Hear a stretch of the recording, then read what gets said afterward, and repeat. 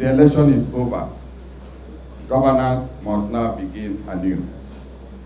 By the powers conferred on the Independent National Electoral Commission, under Section 72(1) of the Electoral Act 2022, and having satisfied the requirements of the law, the Commission hereby presents a certificate of return to the re-elected governor of Anambra State.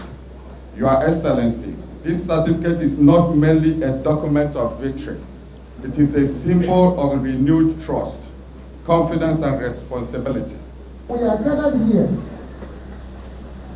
to prove that yes, INEC prepared, INEC went to field, INEC executed, and we came back with results. The next 4 years, we're turning to gear 4. And as I said to them, you haven't seen anything yet. So my fellow candidates, contestants, the election is over. Certificate of return issued. Yes. Election is over, certificate of return issued and collected.